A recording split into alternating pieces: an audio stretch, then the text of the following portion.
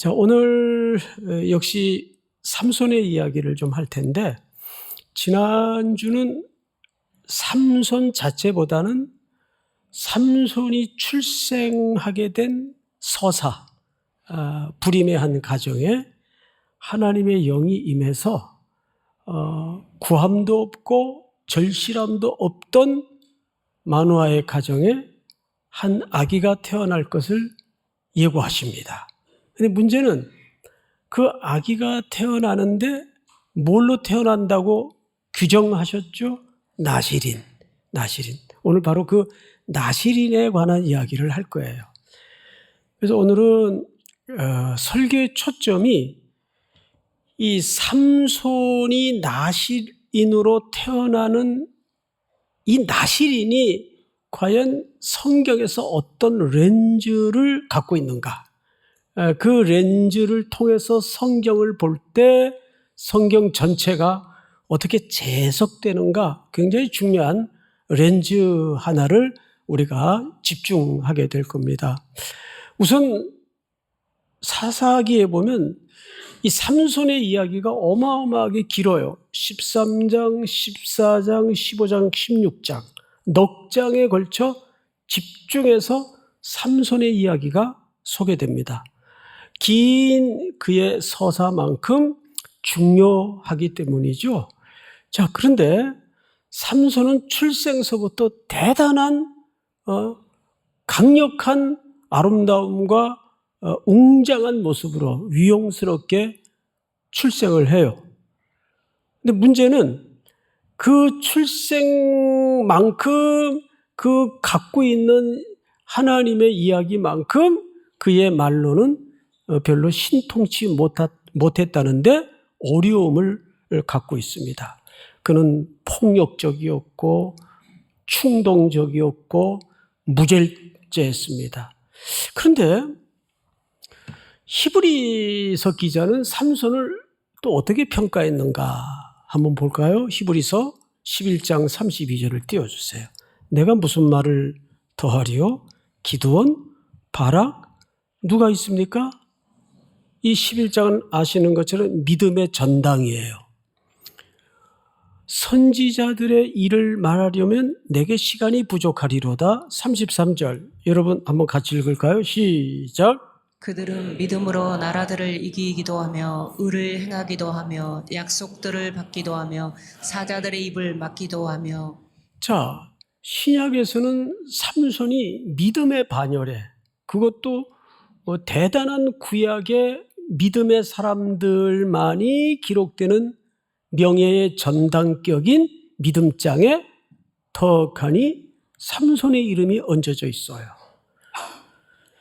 그런데 삼손은 나실인으로서 나실인의 규례를 전부 깨트린 인물입니다. 그리고 방금 말씀드린 것처럼 폭력적이고 충동적이고 무절제한 삶을 통해서 그것을 다 무너뜨려요. 우리는 이 성경의 이 간극을 어떻게 이해해야 될 것인가에 대해서 나실인을 좀 집중적으로 보도록 하겠습니다.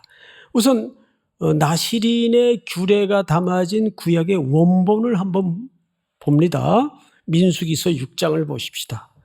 오늘 참고 구절이 좀 꽤 돼요. 이스라엘 자손에게 전하여 그들에게 이르라. 남자나 여자가, 그러니까 나실인은 놀랍게도 남자만 명하는 것이 아닙니다. 여자도 나실인으로서 소원이 가능하도록 돼 있어요. 맞죠?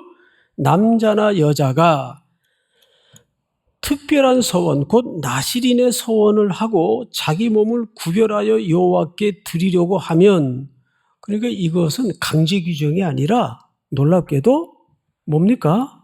이건 자기가 자발적으로 내가 좀 특별한 서원이 있거나 어떤 간절한 삶의 의미를 갖게 되면 서원을 할 수가 있는데, 기간을 정해서 그 기간 동안 나실인으로서 지켜야 될 규례를 지금부터 설명합니다. 3절.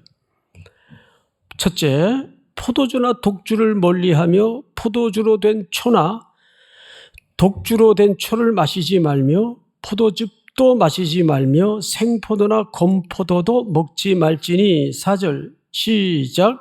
자기 몸을 구별하는 모든 날 동안에는 포도나무 솟아는 씨나 껍질이라도 먹지 말지며 껍질까지도 먹지 못하도록 돼 있어요. 그리고 세 번째 그 서원을 하고 구별하는 모든 날 동안은 삭도를 절대로 그의 머리에 대지 말 것이라. 자기 몸을 구별하여 여호와께 드리는 날이 차기까지 그는 거룩한즉 그의 머리털을 길게 자라게 할 것이며 6절 시작. 자기의 몸을 구별하여 여호와께 드리는 모든 날 동안은 시체를 가까이 하지 말 것이요. 자, 7절 우리 김효선 전도사님 시작. 그의 부모 형제 자매가 죽은 때라도 그로 말미암아 몸을 더럽히지 말 것이니 이는 자기의 몸을 구별하여 하나님께 드리는 표가 그의 머리에 있음이라. 세 가지예요. 포도주나 독주, 껍질까지도 먹지 못하도록 엄격하게 규정을 했어요. 그리고 두 번째는 뭐죠? 머리에 삭도를 대지 말 것은 그냥 자연스럽게 자라도록 내버려 두라 그 말이에요. 칼을 대지 말고. 자, 그러면 머리에 삭도를 대지 말라는 말은 외형적으로 가장 두드러진 규정이에요. 왜냐하면 머리를 계속 자라도록 기르면 저 사람 나실인으로 지금 서원 기간이구나. 대법원 표가 납니까 안 납니까? 그렇습니다. 여기서 표가 나게 한다는데 초점이 있어요. 표가 나요. 그리고 이제 그 기간이 끝나면 제사를 드리고 나서 그 제단 위에다가 머리를 잘라서 나실인의 기간을 해제하는, 그래서 일상으로 돌아가는 식을 갖게 됩니다. 그리고 마지막에 시체, 죽은 사체에 일절 손을 대지 않도록 되어 있는데 놀랍게도 어느 정도 엄격하냐면 부모, 형제가 죽었어도 이 규례는 지켜야 돼요. 그러니까 엄격하죠? 자, 이것이 민수기 6장에 나타난 나실인에 대한 규정의 원본이에요.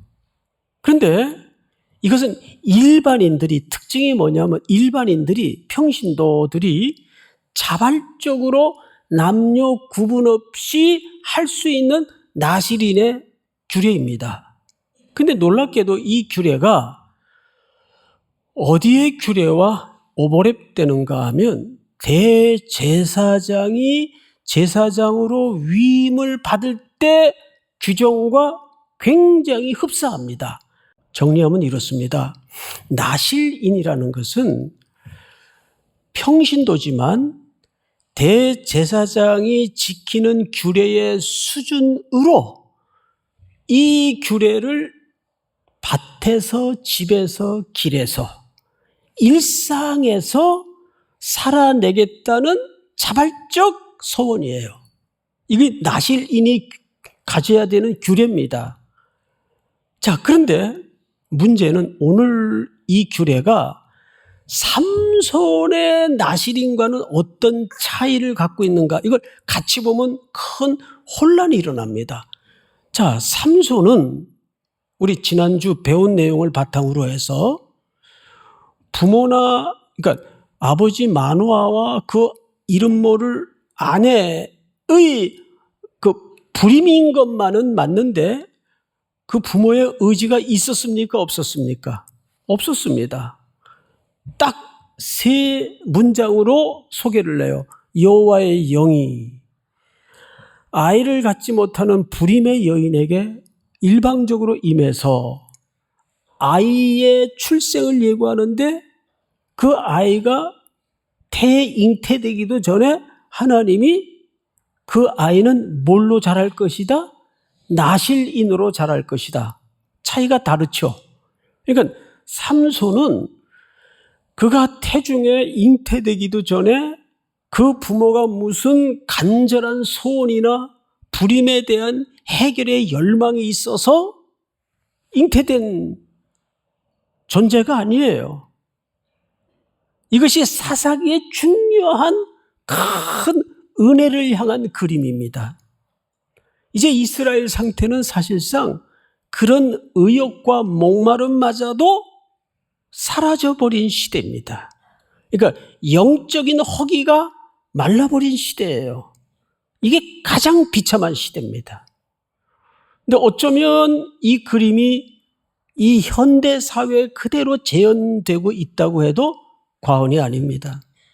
이제는 배부른 시대가 되었고 넘쳐나는 시대가 되었기 때문에 그런 목마름이 없는 시대가 돼버리고 말았어요. 영적인 갈증과 사슴이 목마른 것처럼, 그래서 시냇가를 향해 다름질하는 것처럼 그런 영적인 허기가 가득한 시대가 아니에요. 만족하고 넘치고 풍부하고 배부른 시대가 됐단 말이에요. 자, 이것이 삼손이 나시린으로 소개되는 큰 차이점입니다. 그래서 오늘은 이 삼손이 어떻게 초창기에 큰 축복을 누리고 태어나는가를 우리가 만나게 되는데, 성경을 한번 보시면 우선 사사기 13장 24절을 좀 띄워주실까요? 24절. 그 여인이 아들을 낳음에 그의 이름을 삼손이라 하니라. 그 아이가 자라매 여호와께서 그에게 뭘 주셨어요? 복 자체로 태어납니다. 삼손이라는 존재의 큰 은혜입니다. 소라와 에스다올 사이 마하네단에서 여호와의 영이 그를 움직이기 시작하였더라. 이게 오늘 중요한 키워드예요. 여호와의 영이 그의 인생을 움직이기 시작합니다. 자, 어디를 보냐 하면 자막을 좀 띄워주세요. 사사기 14장 6절을 한번 띄워주세요. 사사기 14장 6절. 우리 한번 같이 읽읍시다. 시작. 여호와의 영이 삼손에게 강하게 임하니 그가 손에 아무것도 없이 그 사자를 염소 새끼를 찢는 것 같이 찢었으나 그는 자기가 행한 일을 부모에게 알리지 아니하였더라. 여기서도 누가 삼손의 인생을 핸들링하기 시작하죠? 여호와의 영이. 다음 9절, 19절 시작. 여호와의 영이 삼손에게 갑자기 임하심에 삼손이 아스글론에 내려가서 그곳 사람 30명을 쳐 죽이고 노력하여 수수께끼 푼 자들에게 옷을 주고 심히 노하여 그의 아버지의 집으로 올라갔고. 자, 여기서도 여호와의 영이 갑자기 삼손에게 임재하십니다. 우리 15장으로 넘어가서 15장 14절 우리 김효선 전사님 한번 읽어보세요. 삼손이 레이의 이름에 블레셋 사람들이 그에게로 마주 나가며 소리 지를 때 여호와의 영이 삼손에게 갑자기 여기까지 임하시네. 여호와의 영이 또 누구에게 임하죠? 삼손에게 임합니다. 자, 그런데 우리가 한 군데 더 볼 필요가 있는데 사사기 14장 3절에서 4절까지 한번 읽어보겠습니다. 그때에 블레셋 사람들이 이스라엘을 다스린 까닭에, 이스라엘을 몇 년 다스리죠? 40년을 긴 통치를 하고 있습니다.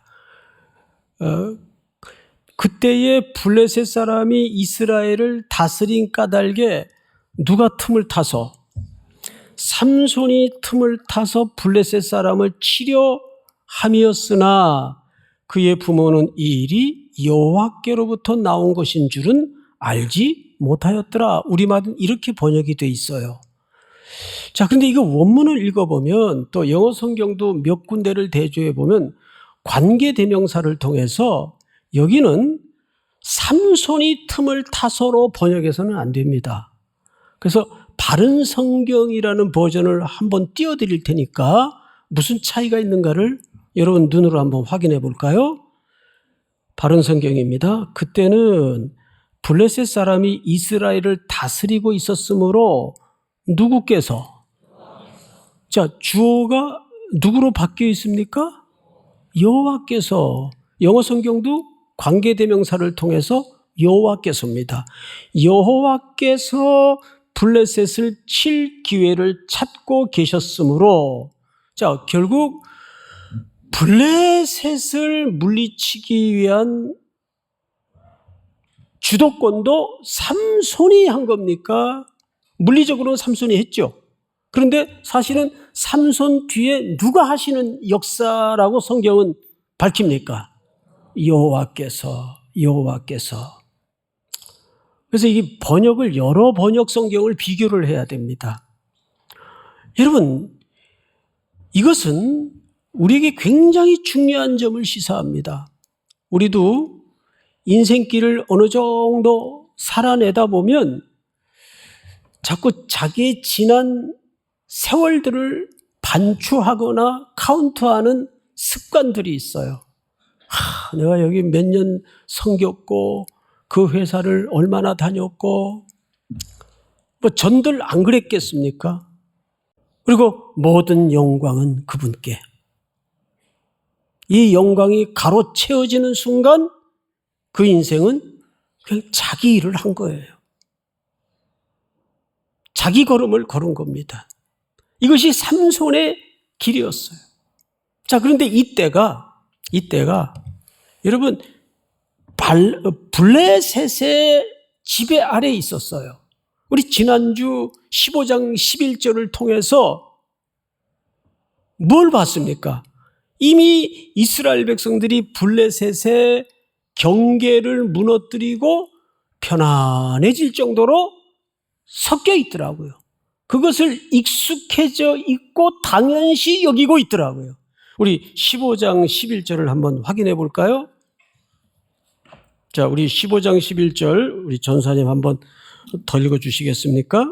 유다 사람 3,000명이 에담 바이틈에 내려가서 삼손에게 이르되 너는 블레셋 사람이 우리를 다스리는 줄을 알지 못하였느냐? 내가 어찌하여 우리에게 이같이 행하였느냐 하니 삼손이 그들에게 이르되 그들이 내게 행한 대로 나도 그들에게 행하였노라 하니라. 이건 무슨 얘기냐 하면 삼손이 그것도 무슨 민족을 위해서 이러는 게 아니라 하나님을 위해서 이러는 게 아니라 개인 복수예요.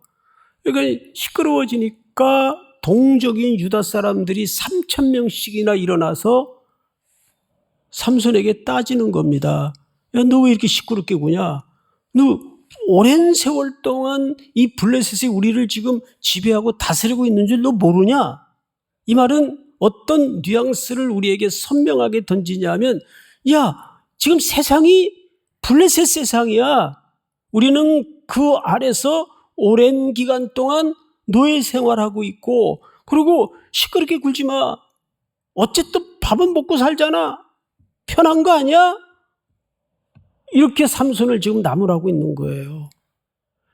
근데 여기에 삼손은 나실인으로서 민족의 지도자 사사로서 우리 민족을 위해서 하나님의 나라를 위해서 이런 언어가 아니라 자기 개인적 복수에 혈안이 되어 있는 겁니다.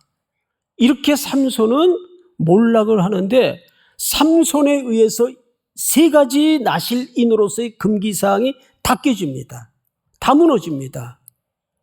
자, 이것은 놀라운 비유가 하나 있어요.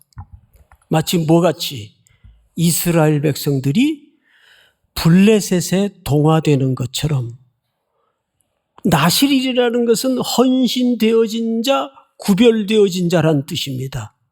구별되어진 자의 출생서부터. 그래서 교회는 지난주에도 그런 말씀을 여러분들에게 드렸었습니다. 뭐냐 하면 교회는 사회의 규범을 가지고 뭘 하려 해서는 안 된다. 교회가 세상의 규범이 돼야 된다. 기억나세요? 교회가 세상의 규범이 돼야 돼요. 그래서 세상이 아무리 악하고 혼란스럽고 거짓이 판친다고 할지라도 교회는 그럴수록 모든 윤리도덕 측면에서도 그렇고 선명해야 돼요. 더더욱 선명해야 메시지를 갖는단 말이에요. 믿습니까? 근데 우린 자꾸 세상 흉내를 내야 교회가 매력적인 공동체처럼 되는 것으로 오해를 할 수가 있어요. 아닙니다. 세상이 이렇게 무질서하고 혼란스러울수록 교회는 더 선명한 기준을 가지고 나실인으로서 이 땅에 존재해야 되는 거예요. 마지막으로 나실인의 규례 세 가지가 뭘 doing, 하라는 게 아니에요.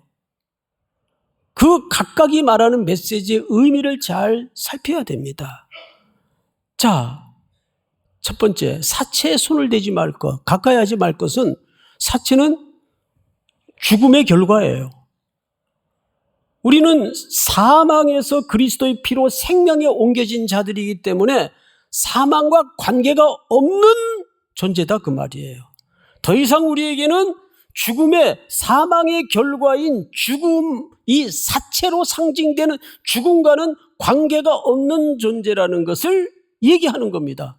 그러니까 이 말은 being, 존재의 싸움으로 들어가야지 뭘 하느냐 안 하느냐의 싸움으로 들어가라는 말이 아니에요.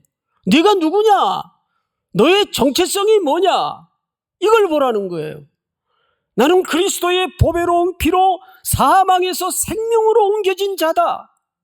그거를 확인하라는 거예요. 매일 일상에서. 두 번째, 머리에 삭도를 대지 말라는 말은 고린도전서에서 그 질서를 정확하게 사도 바울의 서신 속에 설명을 하죠. 내 위에 나를 지배하시는 누가 계시다 그 뜻이에요. 머리에 삭도를 대지 말라는 말은 내 위에 나를 지배하는 분이 계시다.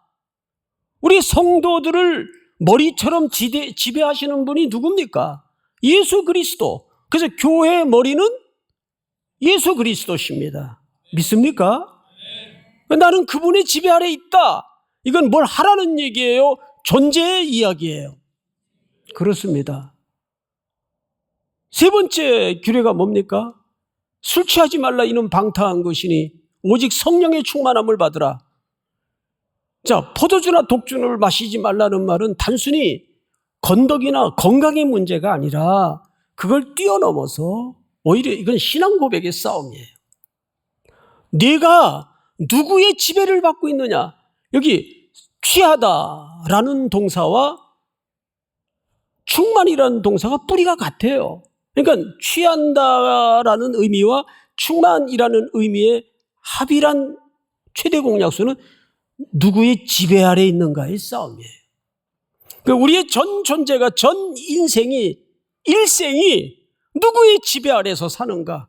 이건 뭘 하라는 얘기입니까? 네가 누구냐의 정체성의 싸움입니까? 정체성의 싸움이란 말이에요. 그런데 이렇게 화려한 인생의 출발로 시작된 삼손의 인생은 이 모든 규범을 다 무너뜨리는 장본인으로 설명되고 있어요. 삼손은 선명한 기준과 선명한 질서를 가지고 구별되게 살아냈어야 될 인물인데 다 무너뜨리고 섞여지고 붕괴를 자초하는 인물로 등장하고 있어요. 그럼에도 불구하고 하나님은 그를 택하셔서 하나님의 구원의 이야기를, 하나님의 구원하심을 무심히 언약대로 이끌어 가시는 하나님의 은혜 앞에 우리는 할 말을 잃는 겁니다. 오늘도 자기의 신변의 어떤 처지와 어떤 위치를 보지 마시고 나의 약함과 슬픔과 고난을 넘어 나에게 부르셔서 하나님의 일꾼으로 여전히 하나님의 그림을 완성해 가실 갈보리 언덕에 보증으로 담보로 내 죄를 위해서 대신 죽으신 그 예수님을 바라보고 또 한 주도 승리하는 저와 여러분들이 될 수 있기를 축복합니다.